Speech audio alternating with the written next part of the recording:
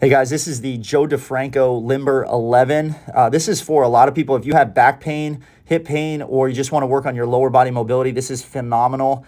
You're going to start with a foam rolling on the IT band here, and then we're going to work our way down to the knee. From there, we're going to go straight into foam rolling the adductors. I like to start just above the knee and then move quick 1 to 2 inches at a time, back and forth until you get to the center of the body.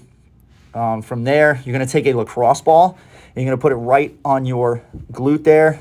And then if I get a little piriformis stretch by putting my foot on top of my knee, this can be extremely painful, especially if your hips are tight. You can tell by the stupid look on my face there. But you can get a lot of external rotation here. Sometimes this gives you relief, dropping your knee to the floor. From there, we go into a bent knee iron cross. Arms out to the side, knees at 90 degrees, hips at 90 degrees. And then from there, just under control, keeping the core tight, just moving side to side.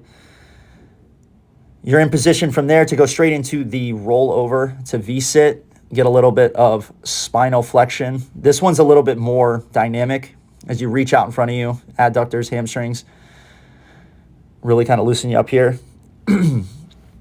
From there, straight into a tactical frog, and I'm on my knees and elbows here. If you want to make this a little bit more intense, just move your knees out further, and then obviously push your hips back. Less intense, come up onto your hands, and then move your knees in.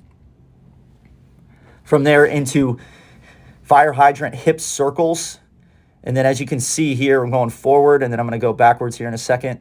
Notice how I keep my foot close to my hip. My leg's not straightening out as I rotate here. And then my arms stay straight as well. My body's not dipping all over the place here, trying to get my foot in the air. From there, straight into mountain climbers, groiners, or striders. And I tell everyone here, try to get your elbow to the floor. You can get your elbow to the floor and then squeeze the glute on the down leg. So it adds as a hip flexor stretch as well. Cossack squats, we're back on our feet. As you shift your weight to one side, you're going to use your elbow to push your knee out, and then the straight leg, you're going to point that toe in the air, lengthening your adductor a little bit further. These feel very good after you're done there. And then seated piriformis stretch. Try to keep your low back flat, and then drive your chest forward.